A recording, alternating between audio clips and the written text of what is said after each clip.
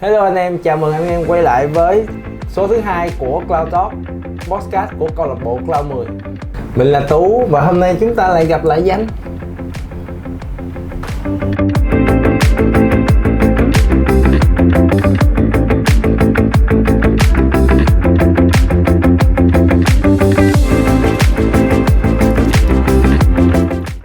Hello Danh. Hello. Lâu quá không gặp. Dạo này tôi thấy Age of Sigmar nó ra edition mới á, thì tôi cũng tò mò tại vì tôi chỉ chơi 40k thôi. Thì Danh có thể nói cho tôi Age of Sigmar là sao Danh? Nó là đơn giản là 40k nhưng mà trong thời quá khứ. Kiểu như là cái team của nó là chúa tể của những chiếc nhẫn. Cũng cái team gì? Người lùn, người tiên, quái vật, quỷ dữ. Đấy. Có nhiều cái team nó rất là cổ xưa như vậy. Quan trọng nhiều về phép thuật này kia. Thì cái game mới ra được edition thứ 4 là nói mới chứ cũng ra từ hồi năm ngoái rồi. Và mình là người đi thi đấu giải World thế giới cho cái game này vào năm ngoái 2024. Ok. Wow. Đó là Sigma. Cái cách chơi nó có giống 40k không Danh, hay là nó có gì khác biệt không? Về mặt bằng chung rất giống rất là nhiều, vẫn đo in, vẫn đi bao nhiêu, vẫn bắn bao nhiêu, chém bao nhiêu, nhưng mà nó sẽ đơn giản hơn. Có nhiều mặt đơn giản hơn. Mặt thứ nhất là rule nó ngắn hơn là rule 40k. Nó sẽ không có đo chỉ số nhiều. Cái thứ hai là quân nó sẽ ít hơn quân 40k. Đây là một trong những cái chiến lược của GW. Họ kích tẩy cái game AOS bằng cách là giảm đi cái lượng quân trên bàn chơi của một người, thì cái đó đồng nghĩa với lại giảm chi phí. Vậy là game Age of Sigmar có thể là sẽ hợp túi tiền cho beginner hơn là 40k, phải không Vịnh? Về mặt bằng chung thì nó sẽ rẻ hơn. Mà nếu mà xưa cổ vậy thì nó sẽ có phép thuật đúng không? Chứ nó đâu phải chỉ là bắn nhau giống như là 40k chứ hả? Đúng rồi, game này nó thuần hơn về melee. Đương nhiên nếu bạn đi đánh giải thì nó sẽ có những cái meta khác, nó là chuyện advanced, nó chuyên sâu hơn. Nhưng mà game này thì thuần melee hơn và mình sẽ tung chửi nhau bằng phép. Đã vậy ta. Đơn bản game là vậy. Vậy nhưng An ở trên bàn là tôi thấy là có 2 đội quân thì Danh có thể nói sơ sơ về 2 đội quân ở trên bàn được không? Ok.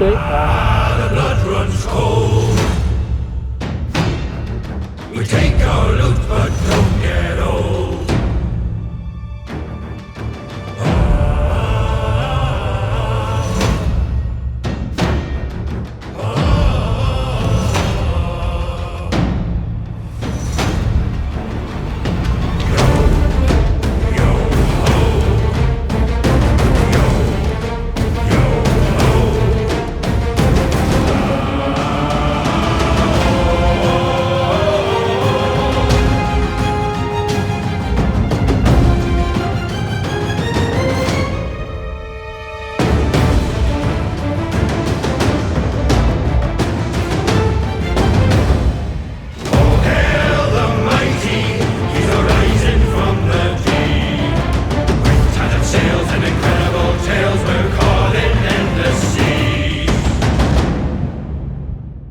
Ok, bên này nhìn cũng khá là đẹp. Là theo mình biết đây là Chaos, là cháo. Đội quân của tên nó là Slave to Darkness. Thì đơn giản là Chaos Undivided, là thờ hết 4 thần. Có Be'lakor trong đây nữa. Nên là đội quân nhưng này mà quen thuộc. Đúng rồi, cũng có bên 40k. Đúng rồi. Chaos thường sẽ đi qua được hai bên. Tuy nhiên ở đây là các bạn để đây là toàn những mô hình người, lại người ta gọi là mortal. Thì người thì đương nhiên là sẽ không có luân chuyển qua bên 40k được. Nhưng mà demon ở đây không có model demon, nhưng mà các demon thì sẽ luân chuyển qua nhau được. Nên là các bạn có thể vừa mua model demon của 40k mà vẫn có thể chơi cho Sigma. Ồ, vậy là mấy anh em mà chơi faction Demon là khỏe ha, mua một Chaos. faction là chơi Đa hai số bên là luôn. đúng rồi. Game này thì khá là theme về hồi trung cổ thời xưa, nên là bạn thấy có kỵ sĩ nè, có lính nè, và quân nào cũng sẽ có kỵ sĩ hết. Bên đây là dàn của Death, là quân đội nói thẳng ra là zombie đó. Là đây là vampire. Macaron. Thì đây cũng có kỵ binh, cũng có lính xương, nó sẽ nhỏ hơn mấy thằng lính này, mấy thằng này lực lưỡng hơn. Nhưng mà đây là team của hai đội quân, thì bên đây là Death Vampire, còn bên đây là Chaos Undivided. Và có nhiều team khác nữa. Trong AOS thì có tới 4 faction, 4 faction lớn. Ví dụ như bên 40k thì mình có Imperium, Xenos này kia. Thì đây có 4 faction thôi, không có nhiều như bên 40k. Thì 4 faction lớn đó là Order, đơn giản là Space Marine, Imperium, người á. Faction nhưng mà cũng có tiên trong đó nữa. Faction thứ hai là Death, là bên đây là Vampire, Zombie, Skeleton, Necromancer, các kiểu thần chết. Right. Rồi, sau đó mình tới Chaos. Chaos thì các bạn quá quen thuộc rồi, 4 Demon, và đây là Save to Darkness. Và cuối cùng thì mình có Destruction. Destruction thì là đơn giản là Orc. Nhưng mà nó sẽ có Ogre, các con mà tôi thấy còn có khổng lồ nữa, mấy con khổng lồ giant nữa. Nói chung là mấy cái team mà về mấy cái người mà Orc rồi Ogre này kia là sẽ nằm ở trong Destruction. Cái con chùm của nó là con người ngựa nhân mã, nhưng mà nó khá là bự, nó bự đến đây rồi. Khá là bự, mình không có model đây, nhưng mà bên AOS được cái model rất là đẹp. Tôi để ý tôi muốn chơi Age of Sigmar là tại vì model của tụi nó đẹp bất thường luôn. Tôi thấy là nó đẹp hơn cả 40k về mặt thiết kế luôn. Đương nhiên vẻ đẹp là nằm trong mắt người nhận xét, nhưng mà đúng thiệt là bên AOS nó sẽ thử nghiệm nhiều hơn, nó sáng tạo hơn. Theo mình cảm nhận, ít là nó có thể nói là 40k đẹp hơn, cái đó mình không tranh cãi. Nhưng mà cái mình đang nói đây là trong game này thì model nó sẽ rất là táo bạo và có thể là sáng tạo hơn với lại 40k. 40k thì vẫn bị cái cốt lõi khá là đơn giản. Thì giống như Space Marine mới nó cũng không khác gì Space Marine cũ. Nhưng mà đây khi mà ra một model mới là nó khác hoàn toàn. Và nó sẽ có rất là độc đáo. Ủa, danh mấy cái tờ răng này á là nó là tờ răng bình thường như là của 40k hay là nó có chức năng gì trong game?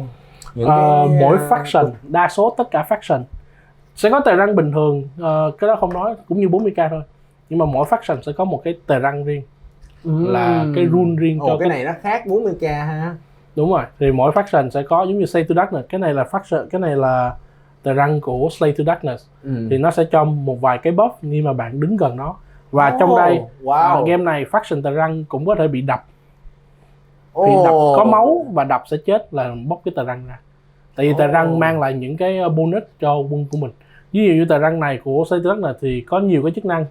Mình nhớ là nó cho cộng casting để cho bắn phép mạnh hơn.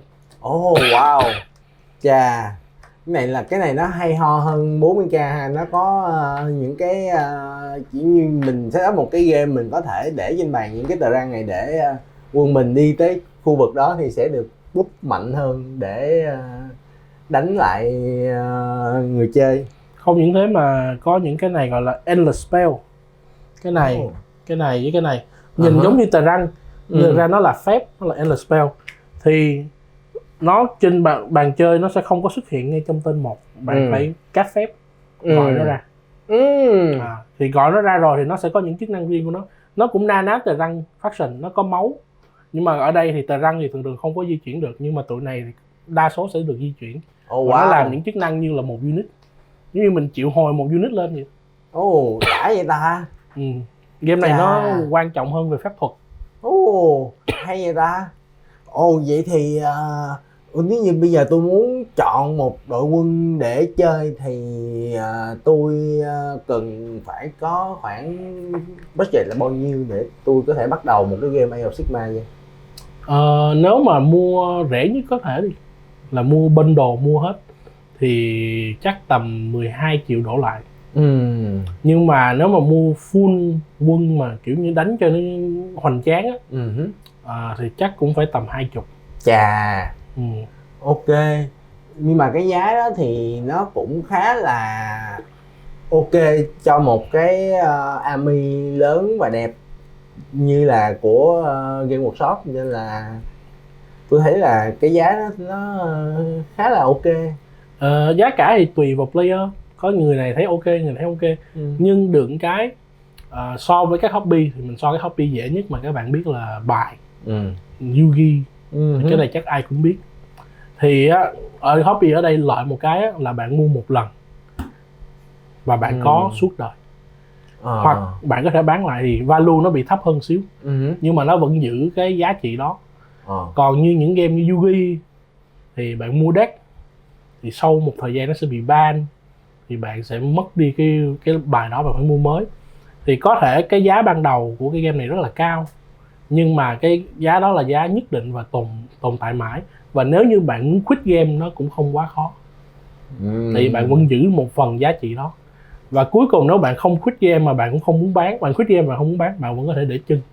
Nên là mặc dù cái đầu vào rất là cao, nhưng mà newbie thì như mình hồi trước mình chơi thì mình cũng mua từ từ, cứ 1 tháng mình mua một hộp, từ từ mình xây lên cái collection, và cái collection nó đi hoài tới mình chơi game này và 40k cái nó cũng như nhau, là cũng được gần 6 năm 5 năm gì đó. Và 2 năm gần 1 năm rưỡi gần đây mình không còn chi tiền nữa. Ban đầu thì mình chi rất là nhiều cũng một phút khá, nhưng mà tới gần đây mình không còn phải trả tiền nữa, mà mình quân chơi rất là đầy đủ, cũng 3-4 đội quân khác nhau nữa. Nên là cái game này nó được cái là nó không có bị mắc tiền ở cái mức phải mua mới, phải luôn luôn thay đổi. Này thì có quân rồi thì vậy thôi. Còn nếu những bạn mà rảnh thời gian thì bạn có thể sơn lại. Đó là một trong những cách mà họ có thời gian họ chơi lại quân của họ. Vậy cái này nó sẽ là một cái khoản đầu tư lâu dài và có thể sử dụng mãi mãi, chứ nó không như là những cái game bài hiện nay. Đó một trong cái hobby đó. Sử dụng hoài luôn. Còn không thì nó cũng như cái hobby khác là Gundam. Bạn mua bạn để đó rồi nó vậy thôi, nó cũng trưng đẹp. Thì đây nó cũng giống vậy, nhưng mà nó team của nó thì không phải là robot mà nó là chiến binh rồi kỵ sĩ. Quân nào cũng sẽ có kỵ sĩ, chiến binh và có cái team riêng của họ. Cái cộng đồng Age of Sigmar ở Việt Nam mình có lớn không nhỉ? Không lớn như 40k nhưng cũng khá ổn. Thì cũng lai rai được 30-40 người.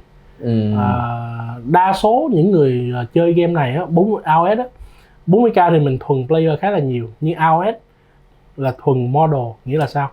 Model nó đẹp, mấy người mua về họ không chơi, họ để chân nguyên tủ vậy đó. Cái họ không có chơi. Rule of cool. Họ mua vậy thôi, tới lúc mời họ chơi họ lười không đánh. Ý là họ chỉ mua về họ sơn xong rồi để vậy. Thì tại game này có nhiều model rất là đẹp, nhất là những con Slanesh. Slanesh là một trong những tộc của Demon. Thì thường model Slanesh ở bên 40k không được đẹp lắm, tại nó giống như là nửa nam nửa nữ.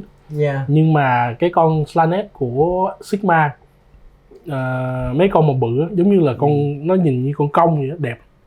Nên là mình rất thích những cái model AOS. Vậy nếu mà cái cộng đồng chỉ có khoảng 40-50 người như vậy thì mình có những cái event để mọi người giao lưu và cọ sát không? Mỗi năm đều có những event lớn. Thì gần đây tháng 5 tới là mình sẽ có một cái giải Sigma cho năm 2025.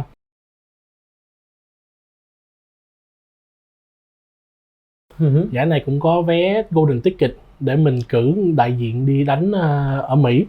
Năm ngoái là mình thắng được cái vé và mình được đi thi đấu. Năm nay thì mình đứng ra tổ chức nên là mình sẽ không đi thi đấu giải thế giới. Mình đứng coi mọi người thôi, nhưng mà mình cũng muốn thúc đẩy người khác đi, tại vì mình đi cũng được 2 năm rồi. Và giải Sigma ở bên đó chắc là đông đúc lắm ha. Lần trước mình đi là 150 người. Nhưng mà ở đây 150 người là phải có vé, có nghĩa là ở đây toàn là hạt giống. Nên là ai cũng khá là mạnh. Nhưng mà cái kết quả mình thì mình nói trong video trước rồi. Cái địa điểm cái giải sắp tới này nó sẽ ở đâu vậy hả? Ở Indie Coffee hình như là 228 Lý Thái Tổ. Để mình check lại nha. Không có nhớ trên đầu lắm. Ồ, vậy là mà không gian ở đó thì chắc là 229 Lý Thái Tổ. Không gian đó thì sáng sủa, lạnh, có máy lạnh và cũng khá rộng, thoải mái cho người chơi. Mình dự kiến là sẽ có 20 người thi đấu. Đa số là những người khá là mạnh trong Sài Gòn. Ồ, vậy là khoảng 10 bàn để thi đấu. Ồ, mình có player nào từ nước ngoài hay là từ ngoài miền Bắc, mấy anh em miền Bắc vào đây thi đấu không ta? Mình có rủ, hình như chỉ có một người muốn vô nhưng mà chưa đảm bảo nữa, chưa chắc nữa. Nước ngoài thì mình có thông báo nhưng mà họ không có qua bên đây. Sigma ở bên nước ngoài họ vẫn chưa phát triển lớn. Như 40k, ở 40k thì nước ngoài qua mình ầm ầm. Như giải sắp tới tháng 7 sẽ có rất nhiều nước ngoài qua, nhưng mà đó là cho một video khác. Còn bây giờ thì giải tới tiếp thì thuần Việt Nam. Ok, vậy thì mình có thể hiên một chút xíu về giải thưởng sắp tới của giải Sigma không? Hạng nhất thì có là một cái voucher 2 triệu, và mình sẽ đi xuống là 1 triệu với lại 500 cho hạng 2, hạng 3. Sau đó họ sẽ có được cái trophy, cúp, và cuối cùng cái quan trọng nhất của cái giải là cái vé mời. Thì mình có tới 2 vé mời. Nên là top 1, top 2 sẽ được mời đi Mỹ, cầm cái vé đó để đi thi đấu. Năm nay thì mình nghĩ là Việt Nam cử đại diện khá mạnh. Ủa mà tôi hỏi xíu về cái vấn đề để đi nước ngoài đánh cái giải thì visa và tất cả mọi thứ thì nó có dễ xin cho player khi mà họ đạt giải để mà họ lấy được cái vé đó không? Dễ nếu như bạn có hoàn cảnh. Tùy hoàn cảnh, có những người bị từ chối, có những người rất là dễ. Như mình năm ngoái và anh Duy thì rất là dễ. Anh Duy thì chưa đi Mỹ bao giờ, nhưng mà ảnh có công việc ổn định, ảnh có gia đình, ảnh có con, thì cái đó là ảnh đi một mình nữa, nên là chứng minh là ảnh không có ở lại, nên nó sẽ dễ cho ảnh. Những bạn mà độc thân, trẻ sẽ khá khó. Vậy là ráng cưới vợ đi. Ok, vậy là nếu mà vậy thì năm nay mong là Việt Nam mình sẽ cử những đại diện đi và đạt và đứng được trong top 10 của thế giới thì cũng mong, tại vì khả năng mình thấy được. Năm ngoái mình đánh suýt nữa là mình được top 8. Mình chỉ cần thắng đúng một trận nữa thôi mà không được. Nhưng mà những người mà đánh giải sắp tới này thì khá là mạnh. Mình nghĩ mạnh hơn mình. Năm ngoái mình win là do hên thôi. Giải đó sẽ có quay clip gì để đăng lên cho mấy anh em coi không ta? Mình tính sẽ có livestream. Livestream bàn đấu top 1 nên em sẽ luôn luôn thấy những trận mạnh nhất. Và đương nhiên sẽ có, nếu được thì sẽ có bình luận, nhưng mà cái đó chưa chắc lắm. Mà chắc chắn thì sẽ có livestream để mà anh em coi và theo dõi. Thì những player mình để ý luôn nha, là Lê Trung của ECS là player mang tiếng khá là toxic. Nhưng mà ảnh cũng biết nên là không sao. Nhưng mà ảnh chơi khá là kỹ. Đấy. Cũng mang tính chất vô địch, ảnh cũng từng vô địch rồi. Người thứ hai để quan sát là Quân của hồi trước là của The Lord, nhưng mà giờ là đi riêng, có một lối đi riêng rồi. Nhưng mà Quân cũng đánh khá là hay. Hai người này đều chơi faction death, mà death thì thường là một trong những phát top của game. Nên là cái lợi thế nằm cho hai người này khá là cao. Người thứ ba là Hải. Hải thì chơi của bên Sala. Hải thì thuần về Chaos. Mà Chaos thì cũng là một thế lực đáng gợp. Nên là ba người này là hạt giống mình đang mong đợi là ba người này, hai trong ba người này sẽ đi. Nhưng mà biết đâu có những player khác hơn như mình thì sao. Game vẫn là game xí ngầu mà. Vậy thì mình đi tới phút cuối ha. Đây là cái mấu quan trọng nhất của video, là nhiệm vụ. Thì giải kế tiếp, giải tới cái phần này nó quan trọng cho những player chuẩn bị tham gia giải. Thì khi đi đánh giải bạn sẽ có những cái luật riêng và những cái kế hoạch riêng. Thì ở đây là mình đang chuẩn bị công bố cái thể lệ của giải. Cũng không gì phức tạp, nhưng mà cái quan trọng là cái nhiệm vụ của giải sẽ là gì. Mình sẽ đánh 5 round và đương nhiên là top 1 thì sẽ được 5 round Swiss, top 1, top 2 sẽ được ticket. Có khả năng sẽ có shadow round nếu như mà shadow round là round thứ 6 để mà phân định là người xứng đáng cầm cái vé thứ 2 là ai. Nó tùy vào cái kết quả giải. Ví dụ như mà mình không có đưa được kết quả là xác định một người 5-0, hai người 4-1, đúng không? Thì sẽ hai người 4-1 nó bị chênh lệch, nó không có xứng đáng là người điểm cao hơn sẽ được hạng 2. Thì mình không muốn dẫn đến cái feel bad, nó cảm thấy rất là xấu, tại vì là thật như cả hai đều 4-1 nhưng mà anh này hơn, ảnh nhỉnh hơn xíu thì ảnh được vé đi. Thì mình không muốn như vậy, nên là tùy vào cái diễn tiến của round, khả năng cao là giải này sẽ có shadow round là đánh 6 round. Tuy nhiên round thứ 6 là round đặc biệt, thì lúc đó mình sẽ tính tiếp. Còn bây giờ trong 5 round đó thì mình sẽ có mỗi round có một nhiệm vụ. Và đây Tú cầm một đai và mình cầm một đai, rồi Tú đổ là D3, D2, có nghĩa là 1, 2, 3 là số 1, 4, 5, 6 là số 2, rồi mình đổ D6 và mình đổ sẽ 5 lần để mình xác định ra nhiệm vụ sắp tới của giải. Ok, rồi lần đầu tiên rồi 1 5 1 5, nhiệm vụ đầu tiên sẽ là 1 5 là Feral Foray. Rồi thứ hai Tú đổ lại. Ok, bảng 2 4 sẽ là The Vice. Ok, rồi tiếp bảng 2 22 sẽ là Scorch Earth, giống như bên 40k, cũng đốt nhiệm vụ. Vậy hả? Đúng rồi, nên là game có nhiều cái nó giống nhau. Bảng 1 6. Tôi thấy mua đồ ở bên đây nó sẽ hơi lùng hơn so với 40k một chút. Đúng rồi, tại vì nó liên quan tới game này. Có một con ở đây nó cũng không xứng đáng để nói lắm, nhưng mà mình sẽ cho ví dụ. Đây là con cốc của bên Seraphon, của thuộc Order, là thuộc bên Imperium á, là nó sẽ là một trong những model center. Tú đưa này ra luôn nè. Model này cũng hơi nhỏ, nó được gọi là model tướng thôi, nhưng mà game này á nó tập trung vào centerpiece, có nghĩa là model bự và model tập trung của cái quân đó. Thì ai cũng sẽ có một con rất là bự, giống như là Unclean One của bên Nurgle. Đấy. Thì mình sẽ luôn có một con bự, và con bự nó sẽ là cái điểm hình, cái tâm điểm của cái quân mình. Thì những con này nó nhỏ để mà cho cảm giác cái con bự nó rất là anh hùng, oai hùng. Và từng rồi con nó chết trước.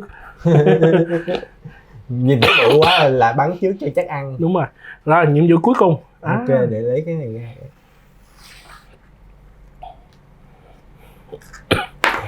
Rồi bảng 2 23 là The Better Part of Valor. Ok. Ủa mấy cái nhiệm vụ này nó sơ gì, nói cho tôi nghe được không? Nó là sao vậy anh? Thì giống như 40k mình cũng có những game nhiệm vụ. Thì game này đánh nhau là thắng bằng cái gì? Thắng bằng nhiệm vụ, thắng bằng objective, là mình đánh nhau có tiêu chí, có những cái mục tiêu, chứ không phải là đúm nhau chết hết rồi cái tôi thắng. Game này nó hay ở chỗ là mình không có chỉ là quân ta mạnh hơn ta thắng không. Nó mang tính chiến thuật ở đây là tại vì game nó sẽ có điểm. Bạn chiếm được cái vị trí đặc biệt, những cái vị trí quan trọng thì bạn sẽ có điểm. Bạn làm những cái nhiệm vụ quan trọng bạn sẽ có điểm. Cuối game không cần biết là lính ai còn, lính bạn có thể mất hết, nhưng nếu bạn hơn điểm thì bạn sẽ thắng. Tại vì trong một trận chiến thuật rồi, bạn đạt được mục đích rồi thì bạn đã thắng rồi. Mất quân cũng vậy, chỉ là thắng không được vang vẻ thôi. Đấy. Còn bên kia có thể đầy quân nhưng mà không làm được nhiệm vụ, không làm được gì hết thì họ thua thôi. Nên là game nó mang tính chiến thuật cao hơn là ta giết bên này, ta giết bên kia, giết hết là xong. Đấy. Nó là vậy thôi. Ủa mà tại vì 40k là thường á là sẽ bốc nhiệm vụ sau, còn cái này là mình có nhiệm vụ sẵn trước như vậy thì nó cũng là một cái khác biệt cho cái game so với 40k ha. 40k đi đánh giải mình cũng sẽ có nhiệm vụ trước, nhưng mà 40k thì mình có 20 nhiệm vụ, còn ở đây thì có 12 nhiệm vụ thôi, chia thành 2 bảng. Tú là lúc nãy Tú roll là bảng 1, bảng 2, mình roll là một trong 6 nhiệm vụ của 2 bảng đó. Còn bên 40k thì mình có tới 20 nhiệm vụ, thì mình tới A tới O gì đó thì mình sẽ lắc quay nó sẽ dễ hơn. Hiểu. Ok.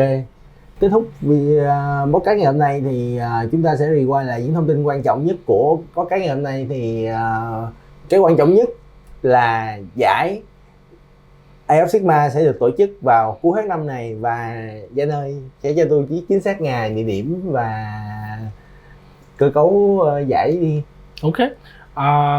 Giải vào cuối tháng 5 thì chính xác là ngày 24-25 tháng 5, thứ Bảy Chủ nhật. Bắt đầu vào lúc 9 giờ. Okay. Tuy nhiên player thì sẽ tới lúc 8 giờ. Đây không có cấm mọi người tới, có nghĩa là mình khuyến khích mọi người mặc dù không chơi tới tham quan coi. Tại vì mọi người ở đây đánh giải họ đem quân cũng rất là đẹp. Nếu những ai mà muốn tham gia game, muốn tìm hiểu thêm thì sẽ thấy cái cách chơi của game và thấy mọi người chơi như thế nào. Nó rất là một cái không khí rất là sôi động và cởi mở cho mọi người, rất là tích cực. Cái thứ hai là cái địa điểm là 229 Lý Thái Tổ. Ok. Gần cái bùng binh Lý Thái Tổ luôn. Ngay đó đó. Ok. Cho tôi hỏi luôn là cái chi phí để đăng ký giải là bao nhiêu Danh hả? Chi phí là 250. Sẽ rẻ hơn rất là nhiều so với những năm trước.